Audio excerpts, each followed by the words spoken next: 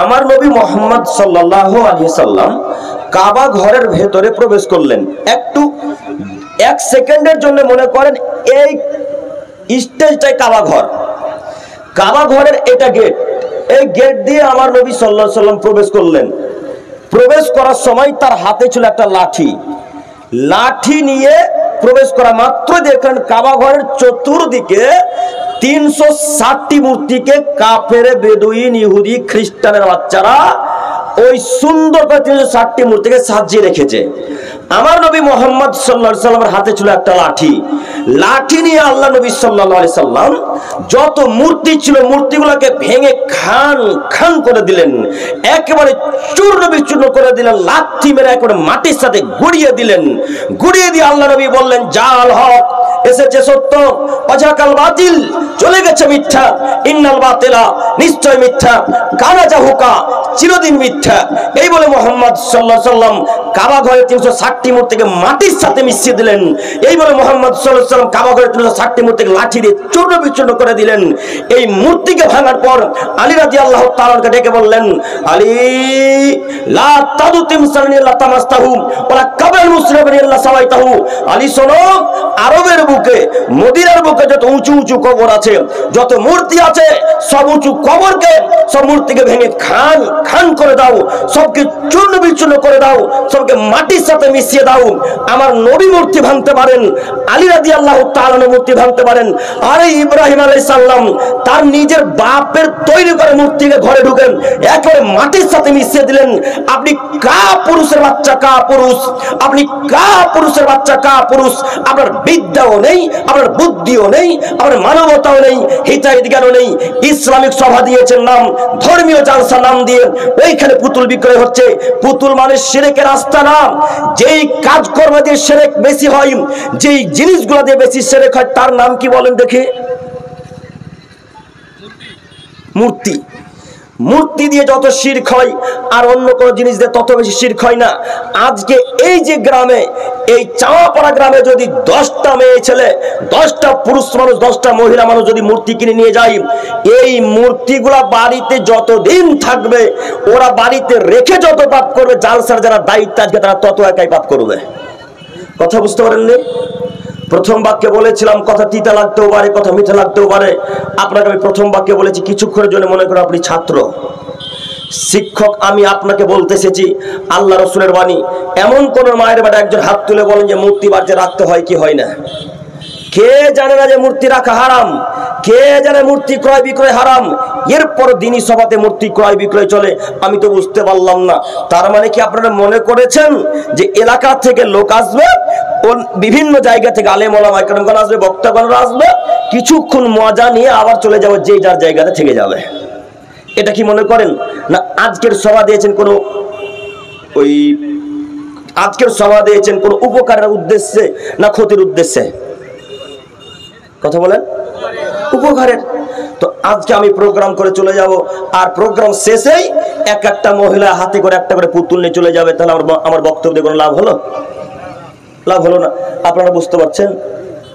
বুঝতে পারেন না?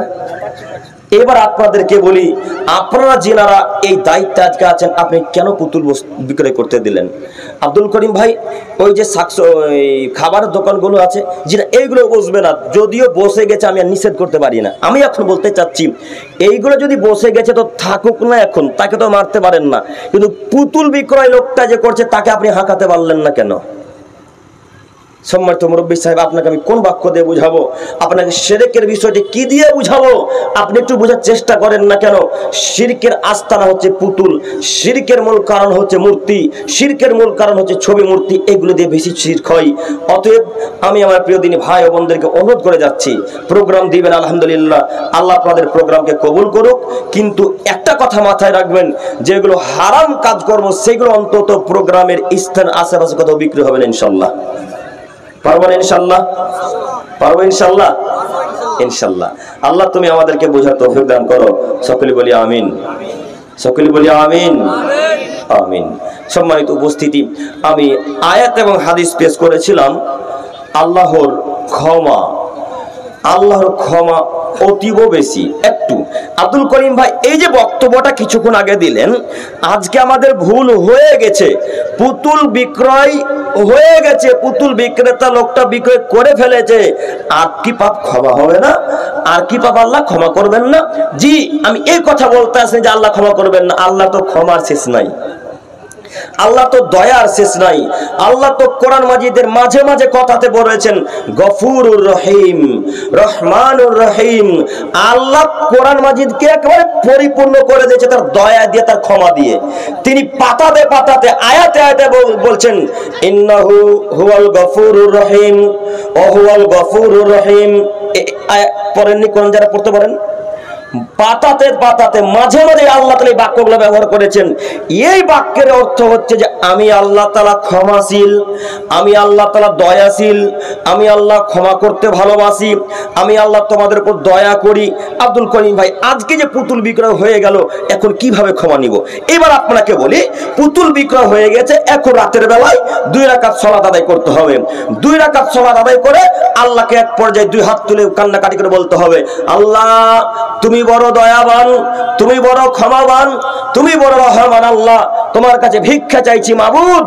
ওই যে যার সাথে পুতুল বিক্রয় হয়ে গেছে আমরা বুঝতে পারিনি, না বুঝে পাপ করে ফেলেছি। তোমার নবী তো বলেছে আদমের ছেলে মেয়েরা ভুল করবে আর আমার আল্লাহ ক্ষমা করবে, আদমের ছেলে মেয়েরাই ভুল করবে আর আমার আল্লাহ ক্ষমা করবে। এই আশা নিয়ে তোমার কাছে গভীর রাত্রে ভিক্ষা চাইছি মাবুদ। আমাদের পুতুল বিক্রয় করা যে পাপ হয়েছিল, সেই পাপগুলো তুমি ক্ষমা করো আল্লাহ, তুমি ক্ষমা করো আল্লাহ, তুমি ক্ষমা করো। এইভাবে যদি আল্লাহর কাছে কথা বলতে বলতে বলতে বলতে 2 চোখ দিয়ে পানি বের হয়ে যায়, তো আল্লাহ ক্ষমা করবেন কি করবেন না? করবেন। আল্লাহ তো ক্ষমার শেষ নাই, আল্লাহ তো দয়ার শেষ নাই। আমার আপনার মতো তো আল্লাহর অহংকার এত নেই যে আপনাকে আল্লাহ ক্ষমা করবে না। আপনাকে কেউ যদি ভুল করে 1 লাথি মেরে দেয়, তারপরের দিন যদি ভিক্ষা চাইতে যায়, তা আপনি তাকে ক্ষমা করেন না, তাই না? কথা মিলে না মনে হয়? কথা মিলছে? একটু আপনি দেখেন তো আমার দিকে।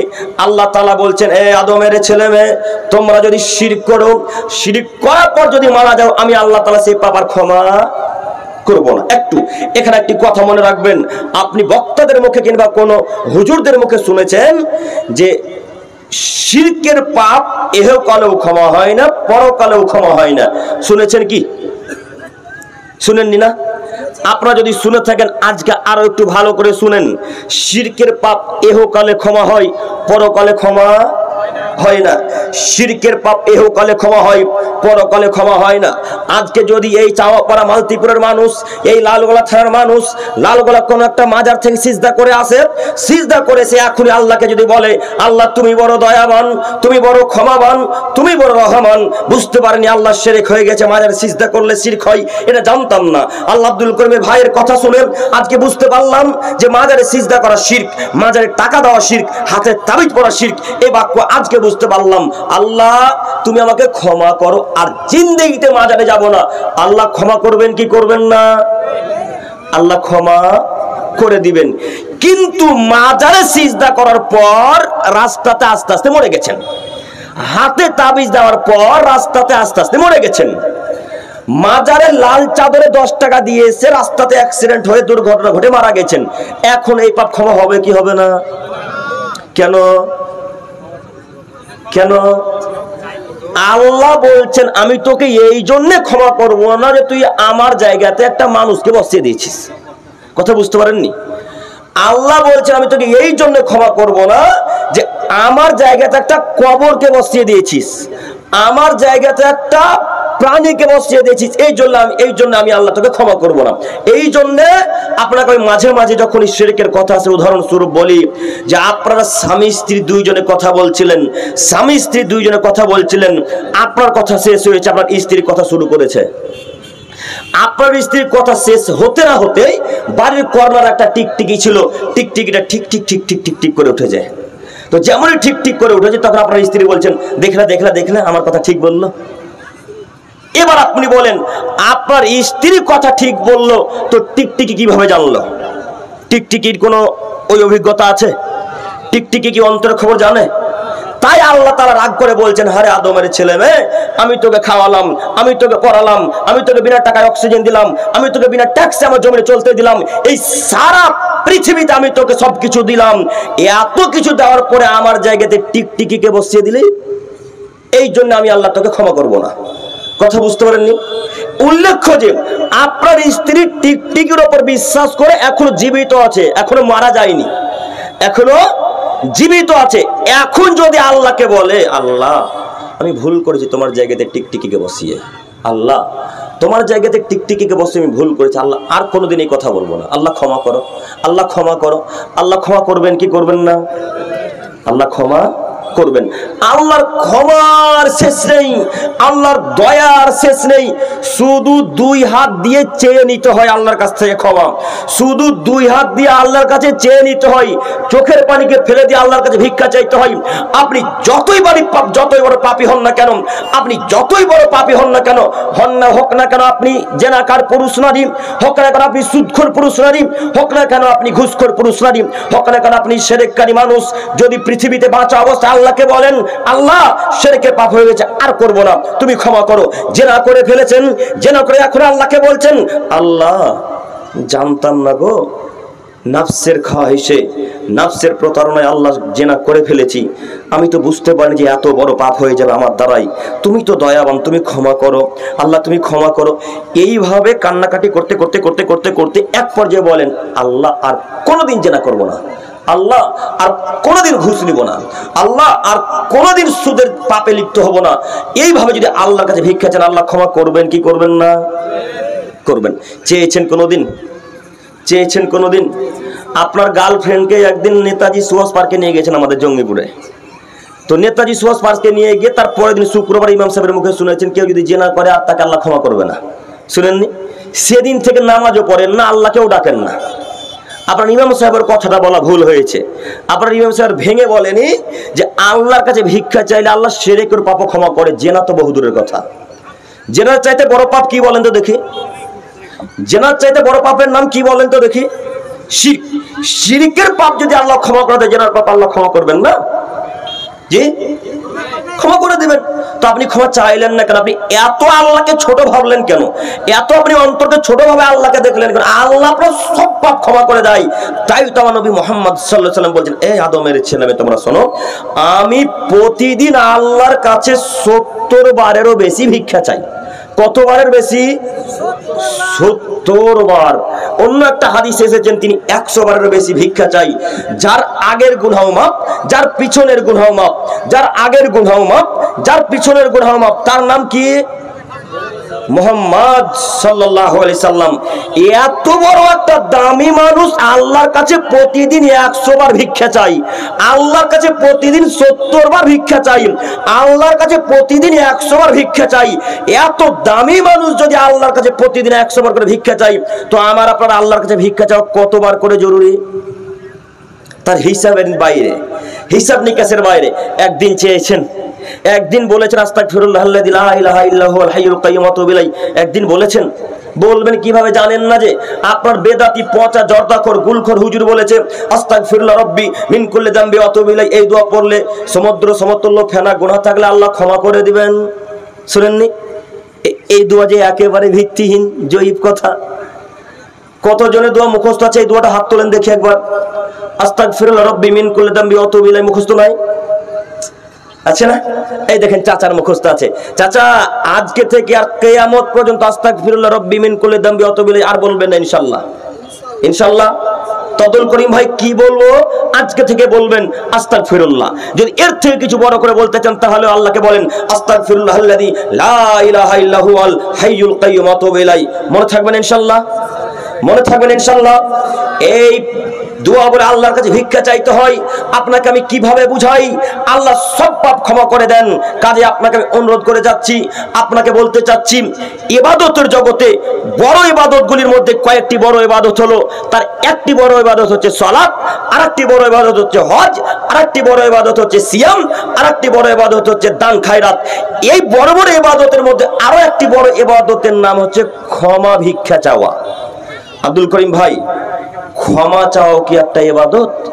জি, ক্ষমা চাওয়া একটা ইবাদত। আল্লাহকে বলছেন, আল্লাহ আর কোনোদিন পাপ করব না, আল্লাহ গো আর কোনোদিন বিড়ি খাবো না, আল্লাহ আর কোনোদিন কারো মাল আত্মসাৎ করবো না। এই কথাগুলো আল্লাহকে বলছেন, তো নেকি আল্লাহ দিয়েছেন কি দেননি? এটাও একটা ইবাদত। ইবাদত পৃথিবীতে অনেক আছে, সেই ইবাদতের মধ্যে বড় বড় কিছু ইবাদত আছে, তার মধ্যে এটা একটা। ক্ষমা চাওয়া একটা বড় ইবাদত। আল্লাহ তাআলার কাছে যখন কোনো মানুষ ক্ষমা চায়, আল্লাহর কাছে যখন কোনো মানুষ ক্ষমা চায়, তখন আল্লাহ তাআলা এত বেশি খুশি হন, তখন আল্লাহ তাআলা এত বেশি খুশি হন, তখন আল্লাহ তাআলা এত বেশি খুশি হন ওই লোকটার চাইতে। কোন লোকটা? আব্দুল করিম ভাই একটু বুঝিয়ে বলেন, কোন লোকটার চাইতে আল্লাহ বেশি খুশি হন? আমার নবী বলছেন, একটু তোমরা শোনো। একটা লোক তার উটকে নিয়ে উটের পিঠের উপরে তার পানি রেখেছে, তার পোশাক আশাক, তার খাদ্য খাবার যা যাবতীয় একটা লোকের লাগে, সেই উটের পিঠের উপরে রেখে মরুভূমির প্রান্তরে চলতে শুরু করেছে। মরুভূমির প্রান্তরে চলতে শুরু করেছে। মরুভূমির প্রান্তরে যেতে যেতে যেতে যেতে যেতে যেতে যেতে লোকটার হাত থেকে উটের দড়িটা, লাগামটা কোন রকমে ছুটে গেছে। তো যেমনই উটের লাগাম লোকটার কাছ থেকে ছুটে যাওয়া, উটটা দৌড়ে কোন দিকে চলে গেছে। মরুভূমির প্রান্তর, এদিক থেকে ওই দিক দেখা যায় না, ওই দিক থেকে তাকালে এই দিক দেখা যায় না। রাজস্থান গেছেন কোনোদিন? রাজস্থান কেউ জানেননি? দুবাই যখন যাবেন তখন দেখবেন মরুভূমির প্রান্তর কাকে বলে। এক মাথা থেকে আরেক মাথা শুধু মনে হয় যেন বালু আর বালু, আর কিছু নেই। তো এইভাবে লোকটির উটটা ছুটে চলে গেছেন, একেবারে নিরাশ। লোকটা যে বাঁচবে এই তার আশা নেই, লোকটা কিছু খাবে এর তার আর কোনো বিকল্প রাস্তা নেই। কেন? যাবতীয় খাদ্য, যাবতীয় পানি, পোশাক আশাক সব কিসের উপরে ছিল? উটের উপরে। উটটা তার কাছ থেকে চলে গেছে। এই লোকটা হাঁটতে হাঁটতে হাঁটতে হাঁটতে হাঁটতে হাঁটতে এসে একটা গাছের ছায়াতে বসে গেছে। ছায়া বুঝতে পারলেন কি? কি ছাওয়া বলেন না ছায়া বলেন? ছায়া। কোন একটা গাছের ছায়াতে এসে তিনি বসে গেছেন। লোকটা ক্লান্ত শ্রান্ত ব্যক্তি, ছায়াতে যেমনই বসা তার ঘুম চলে এসেছে। ঘুম থেকে উঠে দেখছেন ওই উটটি তার পাশে চুপ করে দাঁড়িয়ে আছে। উটটা যেমনই তিনি দেখা, দৌড়ে গিয়ে তার লাগামটাকে ধরে আল্লাহকে বলছেন, আল্লাহ তুমি আমার বান্দা, আমি তোমার গোলাম, আমি তোমার রব। ওই লোকটি বলছেন, আল্লাহ তুমি আমার বান্দা, আমি তোমার রব। খুশিতে লোকটা বাক্য ভুলে গেছে, কথা বলে বুঝতে পারেননি, খুশিতে বাক্যকে হারিয়ে ফেলেছে। আসলে কথাটা কেমন হতো বলেন তো দেখি? আমি আপনার বান্দা, আপনি আমার রব, বাক্যটা এমন হওয়া উচিত ছিল। কিন্তু এত খুশি লোকটা, তার জান ফিরে পেয়েছে, তার প্রাণ ফিরে পেয়েছে, তার উট ফিরে পেয়েছে। খুশিতে বাক্যকে পরিবর্তন করে দিয়ে বলছে, আল্লাহ তুমি আমার বান্দা, আমি তোমার রব। খুশিতে বলছেন। তো আমার নবী মুহাম্মদ সাল্লাল্লাহু আলাইহি ওয়াসাল্লাম বলছেন, ওই যে মরুভূমির প্রান্তরে উটটা পাওয়ার পর লোকটা যত খুশি হয়েছিল, মরুভূমির প্রান্তরে উটটা পাওয়ার পর লোকটা যত খুশি হয়েছিল, তার থেকে লক্ষ কোটি গুণ বেশি খুশি হয় আল্লাহ যখন কোনো মানুষ রবের কাছে তওবা করে, যখন কোনো মানুষ আল্লাহর কাছে ভিক্ষা চায়, আল্লাহ ওই লোকটার চেয়েও বেশি খুশি হন। এবার আপনি বলেন, আল্লাহর কাছে যখন কেউ ভিক্ষা চায় তখন আল্লাহ কি রাগান্বিত হয় না? খুশি থাকেন, খুশি থাকেন। তাহলে আজকে থেকে যতই বড় পাপী হই না কেন, আল্লাহর কাছে বারবার ভিক্ষা চাইবো ইনশাআল্লাহ। মনে থাকবে না? রাস্তাতে চলে যাচ্ছিলেন, যেতে যেতে যেতে যেতে মহিলার দিকে চোখ চলে গেছে। যাবে, এটাই স্বাভাবিক। যাবে না? যাবে কি? যাবে, এটাই স্বাভাবিক। যেতে যেতে যেতে মহিলার দিকে চক্ষু যেমনই যাওয়া, বাড়িতে এসে বলছেন আস্তাগফিরুল্লাহাল্লাযী লা ইলাহা ইল্লাহুল হাইয়ুল কাইয়্যুম ওয়া আতুবু ইলাইহি। রাস্তাতেই বলতে শুরু করেছেন আস্তাগফিরুল্লাহাল্লাযী লা ইলাহা ইল্লাহুল হাইয়ুল কাইয়্যুম ওয়া আতুবু ইলাইহি। 2 রাকাত সালাত আদায় করে এবার আল্লাহকে বলতে শুরু করেন, আল্লাহ মানুষ হিসেবে তো পাপ হবে মাবুদ, বুঝতে পারিনি, চোখ চলে গেছে মাবুদ, তো তুমি দয়া করো না, তুমি ক্ষমা করো। এইভাবে আল্লাহর কাছে যদি ভিক্ষা চান, আল্লাহ সুবহানাহু ওয়া তাআলা এই পাপ সঙ্গে সঙ্গে ক্ষমা করে দেবেন। বলতে হয়, কিছু নিতে গেলে আল্লাহর আগে প্রশংসা করা লাগে। একটু আপনাকে দেখাই, আপনাদের এই এলাকাতে কোনো একটা লোকের কাছে 10,000 টাকা কর্জ নিবেন, মানে ধার চাইবেন, তো ওই লোকটাকে যদি গিয়ে বলেন, এই আব্দুর রহমান 10,000 টাকা দে তো আমার মাকে হাসপাতাল ভর্তি করবো, আব্দুর রহমান 10,000 টাকা দিবে? দিবে না। ওই আব্দুর রহমানকে আবার গিয়ে বলেন, আব্দুর রহমান ভাই আমি লোকের মুখে শুনেছি আপনি খুব দানশীল মানুষ, আপনি খুব ভালো মানুষ, আপনার লালগোলা থানাতে প্রশংসা ছড়িয়ে আছে। আমি জানি আপনার কাছে কেউ যখন হাত পাতে আপনি হাত ফিরিয়ে দেন না। অতএব আমি ভিক্ষা চাইছি আপনার কাছে, আমার মাকে বাঁচাতে হবে। আব্দুর রহমান ভাই, তো এক কাজ করেন না, 10,000 টাকা 1 মাসের জন্য ধার দেন না। এইভাবে যদি কথা বলে তার অন্তরটাকে নরম করে দেন, আর আব্দুর রহমানের কাছে যদি 10,000 টাকা নাও থাকে তো আব্দুল করিমের কাছে ধার করে আপনাকে টাকা দেবে। কথা বুঝতে পারেননি মনে হয়। কিছু নিতে হলে আগে কি করতে হয় বলেন তো দেখি? প্রশংসা করতে হয়। সবার ব্যাপারে এক, সবার নিয়ম এক। আপনার স্ত্রী একদিন খাদ্য রান্না খারাপ করেছে, মনে করেন আপনাদের লালগোলার বেগুন নাকি প্রিয় খাদ্য নাকি, লালগোলার নাকি মাদ্রাসা আছে একটা মাহাদুস সালাফি, এলাকার ছাত্রগুলা বলে শুধু আমাদেরকে বেগুনই দেয়। তার মানে আমরা ভাবলাম যে বেগুনই মনে প্রধান খাদ্য। তো যাই হোক, এই বেগুনে একদিন আপনার স্ত্রী লবণ দিতে ভুলে গেছে, লবণ দিতে ভুলে গেছে। তো আপনি যদি আজকে এসে বলেন, রহিমা তুমি যা রান্না করেছো, তোমার হাতের রান্না আমি কিয়ামত পর্যন্ত কোনো হোটেলে খাইনি, অথচ আপনার স্ত্রী লবণই দেয়নি, প্রশংসা করছেন। এইভাবে প্রশংসা যদি করেন, কালকে আপনার স্ত্রী জান প্রাণ দিয়ে বেগুন আরো ভালো রান্না করার চেষ্টা করবে। কথা বুঝতে পারেননি?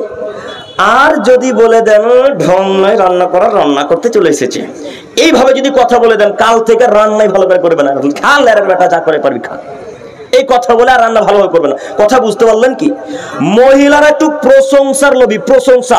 আপনি একটু প্রশংসা করেন, মমের মতন গলে যাবে। প্রশংসা করেন না, মমের মতো গলে যাবে। একদিন রাতের বেলায় বলেন, রহিমা তোমার মতো সুন্দরী লালগোলা থানাতে নাই, তোমার মতো নাকটা আমাদের এই চামাপাড়া এলাকাতে কোনো মহিলার দেখিনি। এইভাবে প্রশংসা করার পর বলেন, রহিমা পায়ে লাগছে গো, পাটা একটু টিপে দাও না। সারা রাত পা টিপে দেবে, সারা রাত। আর পা টিপার আগে যদি বলেন, রহিমা তোর নাক মোটা, তুই মোটা মানুষ, পাটা একটু টিপে দে, তো আর টিপে দেবে না। এখন তার অন্তরটাকে খারাপ করেছেন আপনি।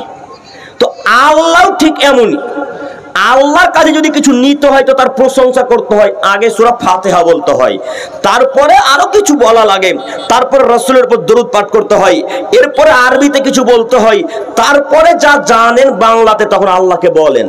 এবার আল্লাহকে বলেন, আল্লাহ দয়াবান, ক্ষমাবান, রহমান, যা যাবতীয় আল্লাহর ব্যাপারে আপনি জানেন, সব যা বলার পরে শেষ পর্যায়ে আল্লাহকে এসে বলেন, আল্লাহ আমার মা খুব অসুস্থ, আল্লাহ আমার মা খুব অসুস্থ, তুমি আমার মাকে সুস্থতা দান করো, আল্লাহ তুমি আমার মাকে সুস্থতা দান করো।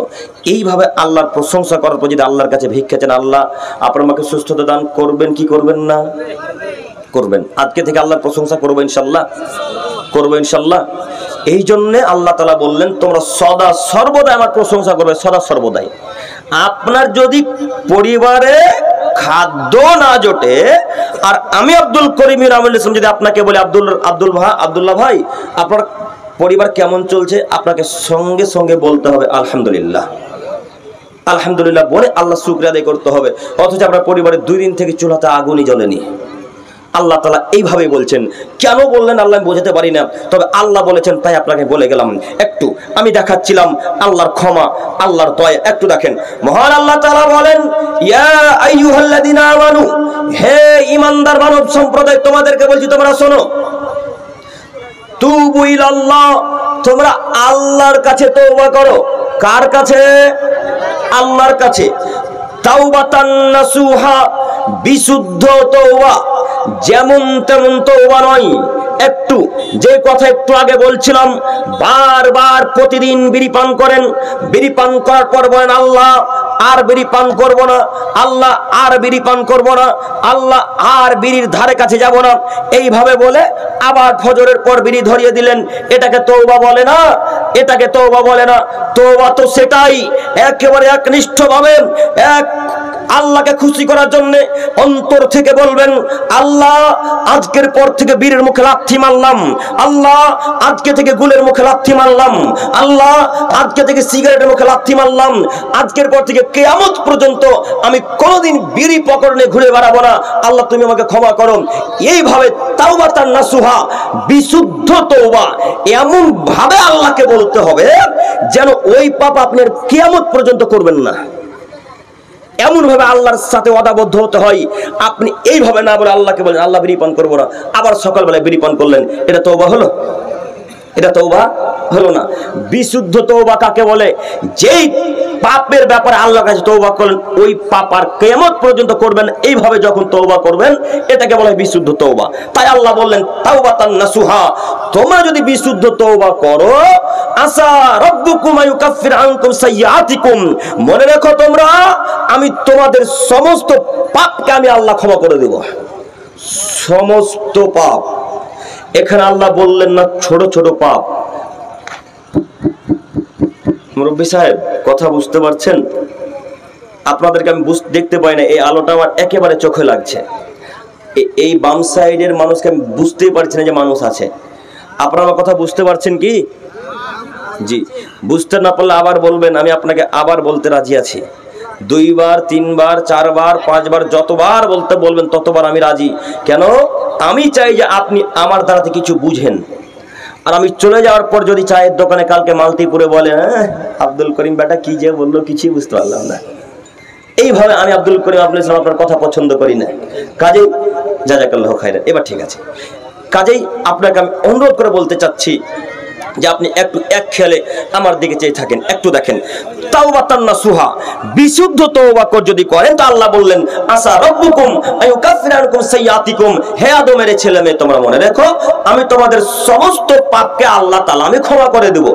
সমস্ত পাপ, ছোট পাপ শুধু নয়, শুধু বড় পাপ নয়, পৃথিবীতে যত পাপ করেছেন এর মধ্যে থাকতে পারে শিরক, এর মধ্যে থাকতে পারে বেদাত, এর মধ্যে থাকতে পারে জেনা, এর মধ্যে থাকতে পারে সুদ, এর মধ্যে থাকতে পারে ঘুষ, এর মধ্যে থাকতে পারে মায়ের সাথে খারাপ আচরণ, এর মধ্যে থাকতে পারে ভাইয়ের সাথে খারাপ আচরণ, এর মধ্যে থাকতে পারে পাড়া প্রতিবেশী ফকির মিসকিনের সাথে খারাপ আচরণ, এগুলো থাকতে পারে না?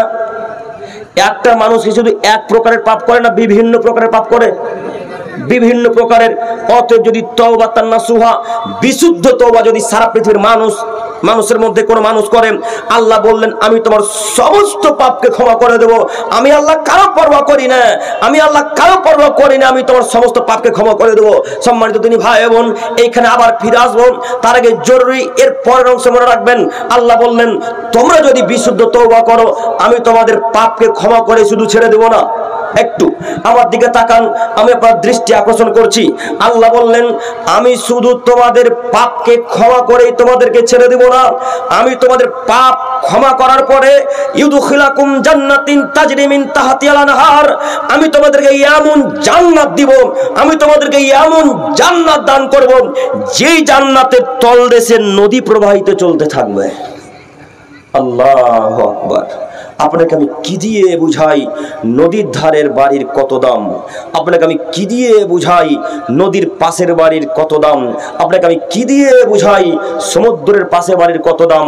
একটু আপনাকে মূল্যায়ন আপনি তখনই মূল্যায়ন করতে পারবেন যখন আপনি দুবাই যাবেন, মূল্যায়ন আপনি তখন করতে পারবেন যখন আপনি মুম্বাই যাবেন, মূল্যায়ন আপনি তখনই করতে পারবেন যখন আপনি ওই কেরালার সমুদ্রের পাশে যে বড় বড় রেস্টুরেন্ট বড় বড় হোটেলগুলো আছে তখন আপনি মূল্যায়ন করতে পারবেন যে হ্যাঁ আসলেই 1 ঘন্টার চার্জ হচ্ছে 20,000 টাকা, 1 ঘন্টার চার্জ হচ্ছে 30,000 টাকা, তখনই মূল্যায়ন করতে পারবেন। এত দাম কেন?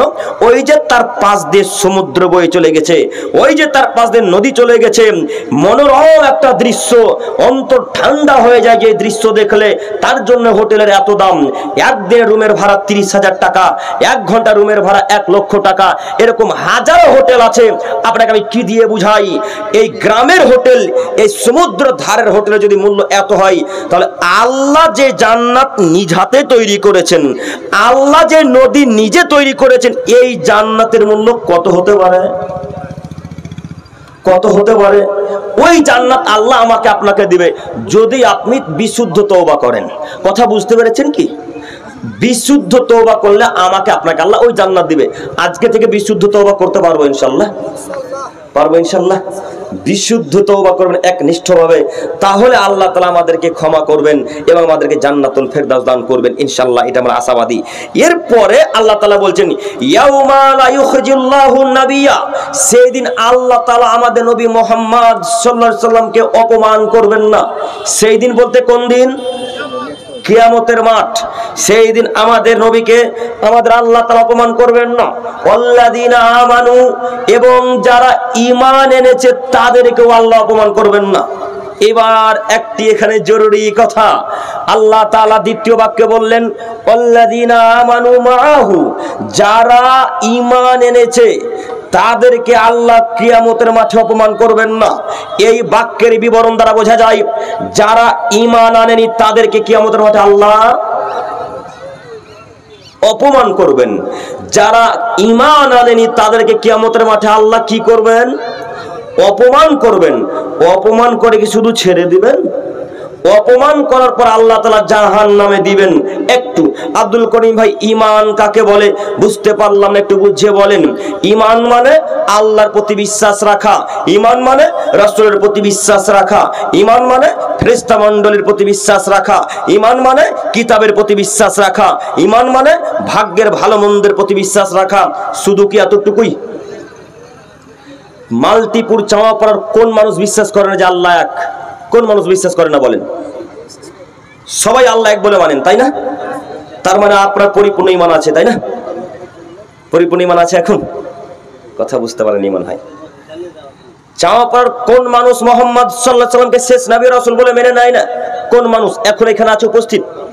আমরা সবাই আমাদের নবীকে শেষ রাসূল বলে মেনে নিয়েছি, তাই না? তাহলে কি এরা পরিপূর্ণ ঈমানদার, পরিপূর্ণ মুমিন?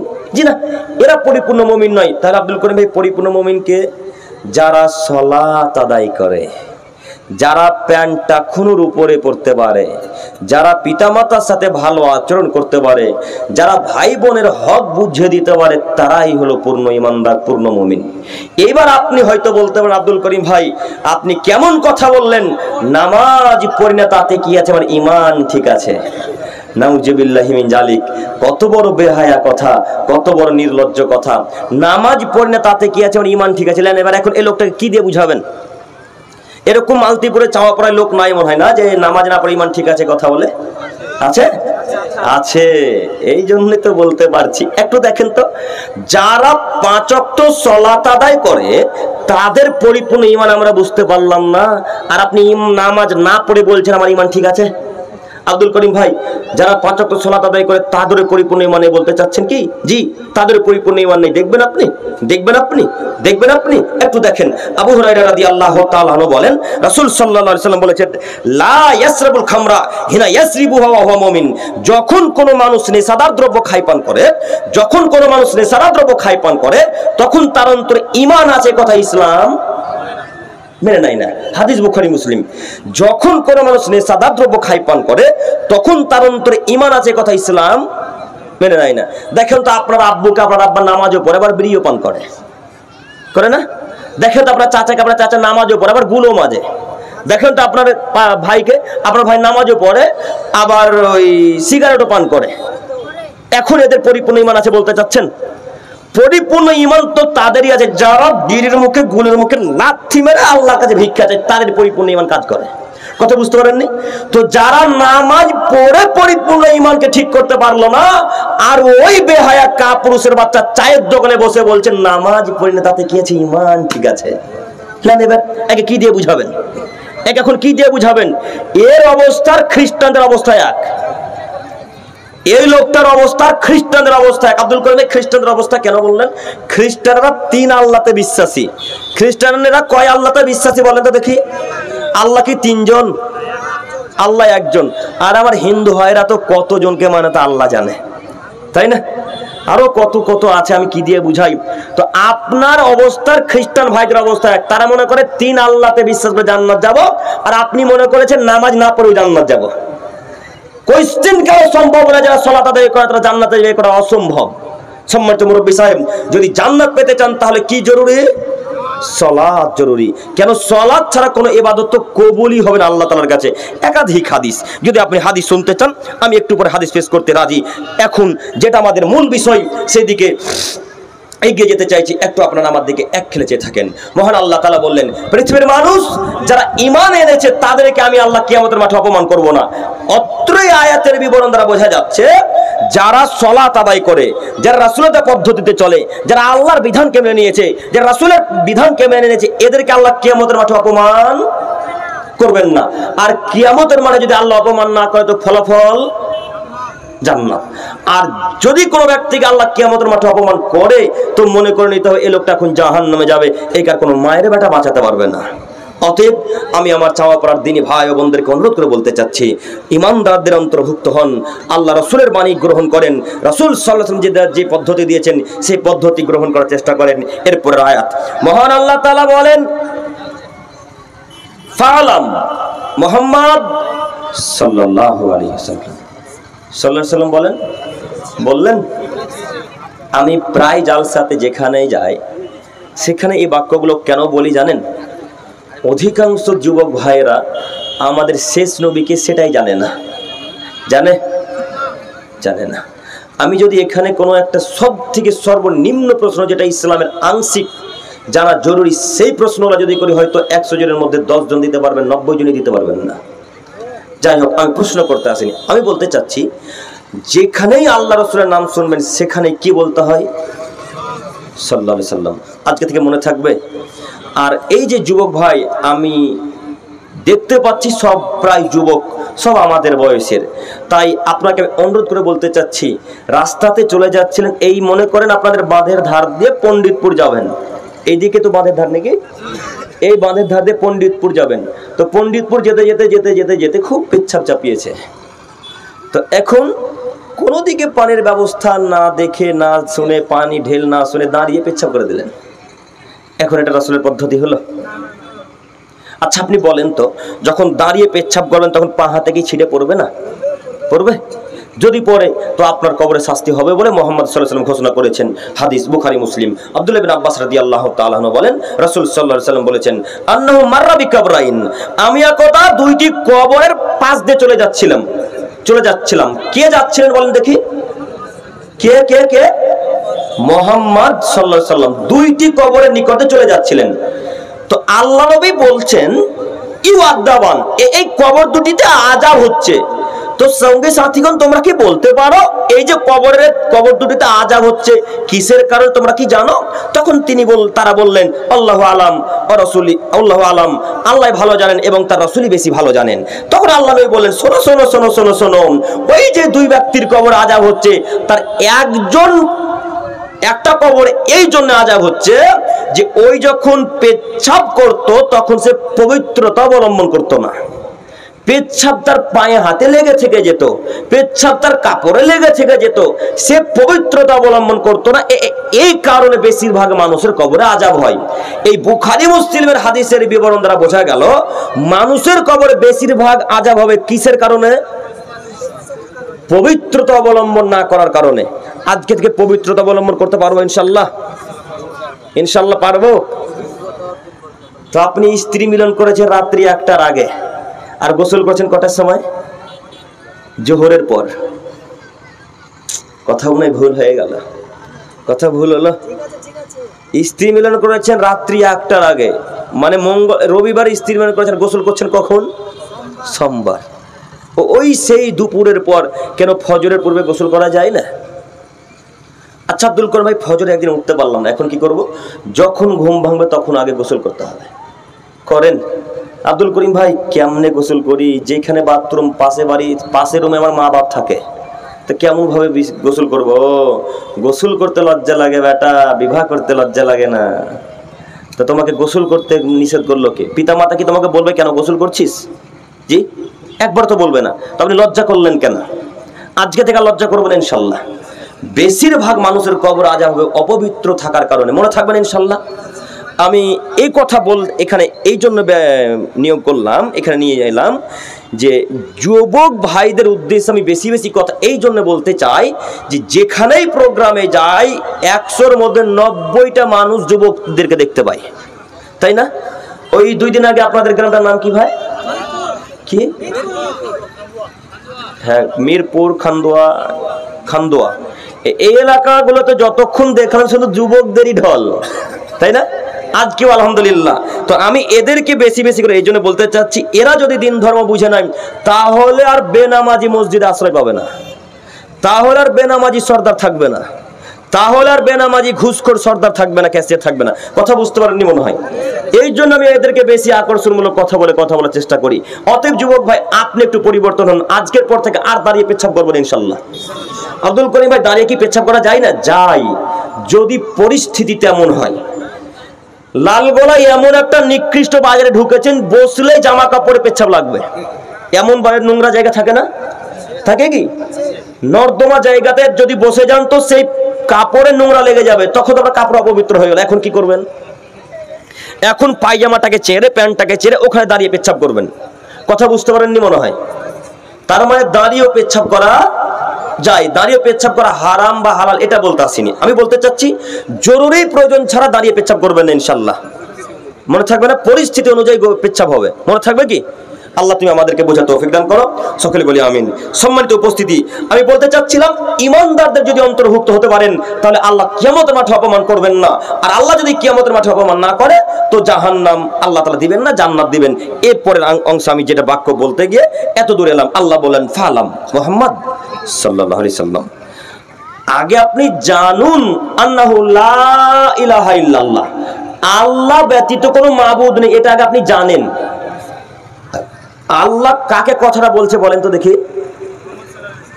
কাকে? মুহাম্মদ সাল্লাল্লাহু আলাইহি সাল্লামকে। একটু বুঝার চেষ্টা করেন। আমাদের নবীকে আল্লাহ বলছেন ফালাম আন্নাহু লা ইলাহা ইল্লাল্লাহ মুহাম্মদ সাল্লাল্লাহু আলাইহি সাল্লাম। আগে আপনি জানেন যে আল্লাহ ব্যতীত কোনো মাবুদ নেই।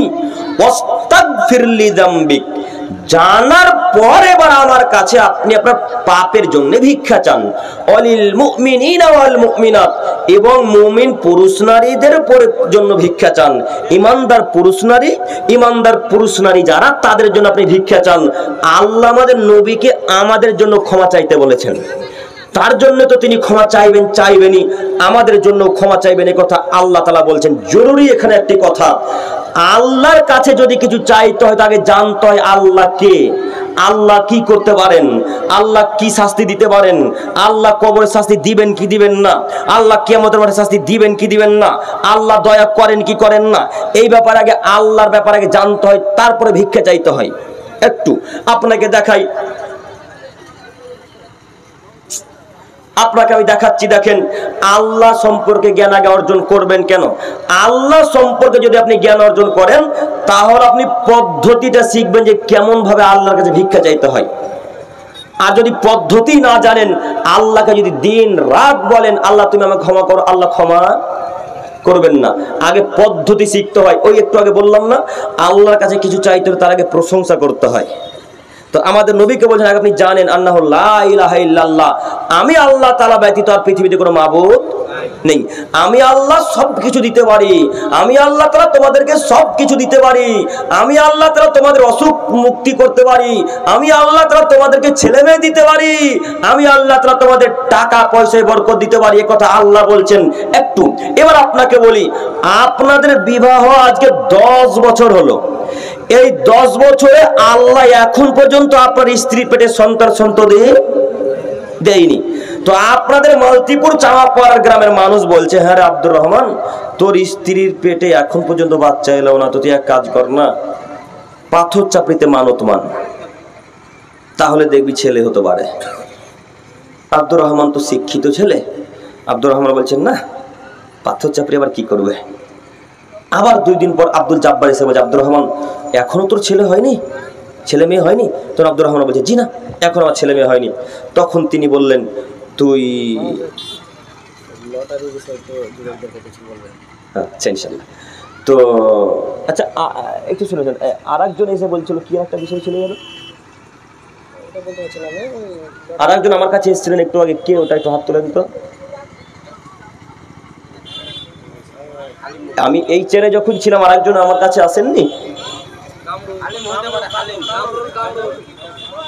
এসে কি বললেন আমার বিষয়টা আমি ভুলে গেলাম, কি বলছিলেন তখন? কামরুল ভাই। তো আচ্ছা যাই হোক, আপনার কথা মনে থাকবে ইনশাল্লাহ। আপনি বসেন। সম্মানিত তিনি ভাই একটু আমার দিকে চেয়ে থাকেন। তো আপনি তার কথাকে অমান্য করে চললেন। আবার 3 মাস পর আর একটা লোক এসে বলছে, এইবার ফুরফুরা শরীফ যা। ফুরফুরা শরীফ গেলে কেউ খালি হাতে ফেরত আসে না, শুনেননি? আপনাদের পীর সাহেব লাল লাল দাড়িগুলো আবার কাটা কাটা আছে, দাড়িগুলাও কাটা আছে, লাল লাল দাড়ি, মাঝে মাঝে হ্যাক্কু হ্যাক্কু করে আর মাঝে মাঝে ভয় খায় এরকম করে, মিথ্যা মিথ্যা করে, যেন মনে হচ্ছে জিব্রাইলকে দেখেছেন, মনে হচ্ছে ওহী আসছে।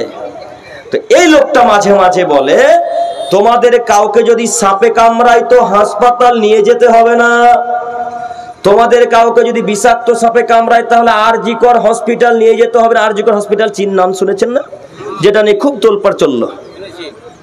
যদি কাউকে সাপে কামড়ায় তাহলে পিজি হাসপাতাল নিয়ে যেতে হবে না, সাপে যদি কামড় দেয় তো তোমরা আমার কাছে নিয়ে চলে আসবে, আমার থুথু লাগিয়ে দেব, তোমাদের সাপের বিষ চলে যাবে। শুনেননি বক্তব্য? শুনেছেন না? যদি না শুনে থাকেন আব্দুল করিমকে এসে বলেন, আব্দুল করিম ভিডিও এখনো সেভ করে রেখেছে, এখন আব্দুল করিমের কাছে ভিডিও আছে ফেসবুকে। আপনাকে আমি প্রমাণ ছাড়া কথা বলতে আপনি মনে করেছেন? আপনি বিশ্বাস করুন, পীরের কোনো ক্ষমতা নেই। সন্তান দিতে পারে কে? মেয়ে ছেলে দিতে পারে কে? অসুখ থেকে মুক্তি করতে পারে কে? আল্লাহ। তো আপনি আল্লাহকে বলেন, আল্লাহ আমার ছেলে নেই, তুমি আমাকে ছেলে দান করো। আল্লাহ আমার মেয়ে নেই, তুমি আমাকে মেয়ে দান করো। আল্লাহকে বলতে হয় কোনো মানুষকে নয়, আল্লাহকে বলতে হয় কোনো পীর সাহেবকে নয়। অতএব আমি আমার গ্রামবাসীকে, এই লালগোলা থানার অধিবাসীদেরকে অনুরোধ করে যাচ্ছি, আজকের পর থেকে যা কিছু চাইবো কার কাছে? ইনশাআল্লাহ, ইনশাআল্লাহ, ইনশাআল্লাহ। আল্লাহ তুমি আমাদেরকে বুঝার তৌফিক দান করো, সকলে বলি আমিন। সম্মানিত উপস্থিতি, আমাকে যে বিষয়ে একটু তাজ দেওয়া হলো সেই বিষয়ে জরুরি কয়েকটি কথা বলে আমি আমার বক্তব্যের মূল বিষয় দিকে এগিয়ে যেতে চাইছি। আল্লাহ নবী সাল্লাল্লাহু আলাইহি ওয়াসাল্লাম বলেন, লা ইয়াদখুলুল জান্নাতা আকুন, পিতামাতার অবাধ্যকারী ছেলে মেয়ে জান্নাতে যাবে না।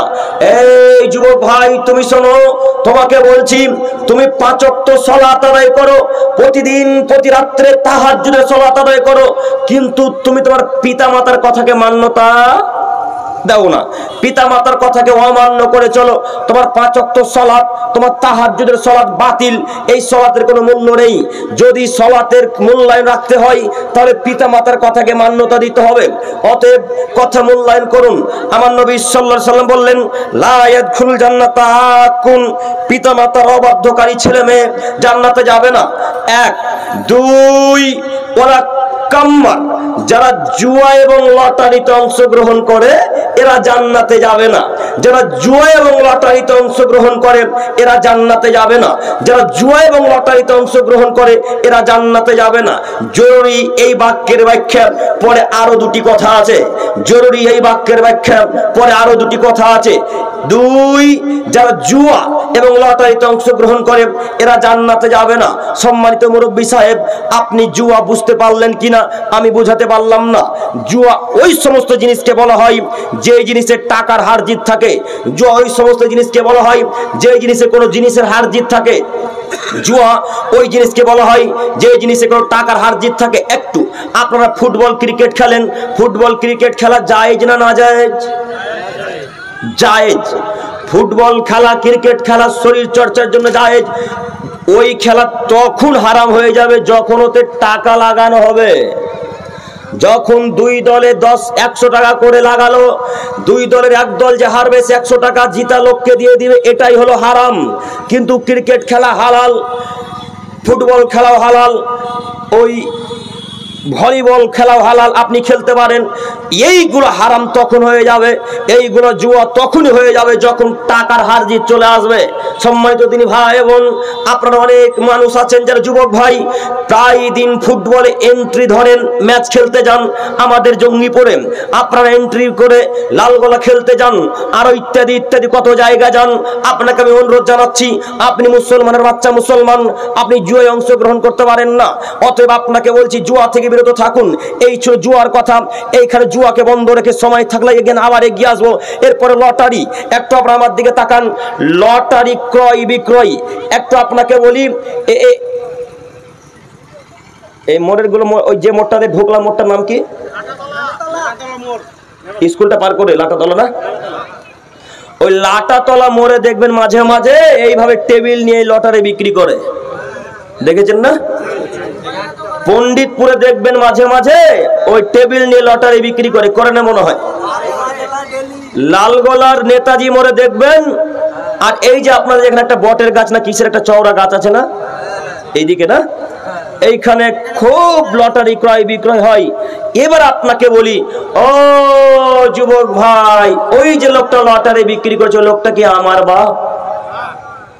ওই লোকটা কি আমার দাদা? ওই লোকটা কি আমার পরিবারের কেউ আত্মীয় স্বজন? কেউ আমার পরিবারের নয়, আমার পরিবারের কেউ তারা হয় না। ওই যে লোকটা লাটা তলাতে লটারি বিক্রি করছে, এই চাওয়া পাওয়ার কোন এক মুসলমান পরিবারের আত্মীয় স্বজন, কোন এক মুসলমানের বাপ, কোন এক যুবকের দাদা, কোন এক যুবকের দাদু।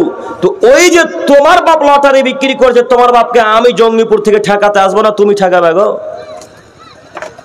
হ্যাঁ, কে ঠেকাবে? আমি তো আপনার বাপকে প্রতিদিন জঙ্গিপুর থেকে এসে আপনাদের লাটা তলাতে বাধা দিতে পারবো না। আমি বক্তব্যের মাঝে একদিন এসে বলে যাবো লটারি ক্রয় বিক্রয় করা হারাম। আপনাকে বলি, যারা লটারি কাটে, লটারি যারা বিক্রয় করে, যারা লটারির ব্যবসা করে, এরা কেউ জান্নাতে যাবে না, এরা সবাই পাপী, এরা সবাই পাপী। এই যুবক, তুমি মনে রেখো, তোমার বাপকে আজকেই বলো, আব্বু ভাগ্যে যদি ভিক্ষা করা থাকে আব্বু ভিক্ষা করে খাবো, কিন্তু লটারির টাকা দিয়ে ওই গরুর মাংস দিয়ে ভাত খাবো না। আব্বু আপনাকে বলছে, আপনি শুনুন, ভাগ্যে যদি ভিক্ষা করা থাকে ভিক্ষা করে খাবো আব্বু, কিন্তু লটারির টাকা দিয়ে গরুর মাংস দিয়ে প্রতিদিন ভাত খাবো না আব্বু। আজকেই লটারির ব্যবস্থা ত্যাগ করেন, আজকেই লটারির ব্যবস্থা ত্যাগ করেন। আমার নবী মুহাম্মদ সাল্লাল্লাহু আলাইহি ওয়াসাল্লাম বলেন, লা ইয়াদখুল জান্নাতা ওয়ালা মান্নান, লা ইয়াদখুল জান্নাতা ওয়ালা কাম্মার। যারা জুয়ায় অংশগ্রহণ করে, যারা লটারি ক্রয় বিক্রয় করে, জান্নাতে যাবে না। সম্মানিত যুবক ভাই, আপনাকে আমি অনুরোধ জানাচ্ছি, এখানে হয়তো অনেক যুবক বসে আছেন যাদের পকেটে এখন চেক করলে হয়তো লটারির টিকিট পাওয়া যেতে পারে। এখানে হয়তো অনেক মুসল্লি মুরব্বী সাহেব বসে আছেন, পকেট চেক করলে হয়তো এখনো লটারি পাওয়া যেতে পারে। আপনাকে আমি অনুরোধ করে যাচ্ছি, এই লটারির ব্যবসা মুসলমানদের জন্য নয়, এই লটারি কাটা মুসলিমদের জন্য নয়। এগুলো সব ইহুদি খ্রিস্টান বৌদ্ধরা কাটবে, কাটুক, তাদেরকে আমরা নিষেধ করতে যাই না। কেন? তারা জান্নাতে যাবে না, তারা জাহান্নামে যাবে। কিন্তু আমি তাকেও অনুরোধ করে বলতে চাচ্ছি, আপনি যদি খ্রিস্টান, ইহুদি, নাসারা, বৌদ্ধ হন, আপনাকেও বলি আপনি লটারি কাটা ত্যাগ করুন। লটারি কাটলে পরিবারে দুঃখ নেমে আসে, লটারি কাটলে এক পর্যায়ে পরিবারের সংসারে মারপিট চলে আসে। এই জন্য আপনাকে অনুরোধ করে বলে যাচ্ছি, আজকের পর থেকে লটারি ক্রয় বিক্রয় করা বন্ধ করুন। সম্মানিত দিনী ভাই বোন, খুব দুঃখ লাগে, খুব কষ্ট লাগে।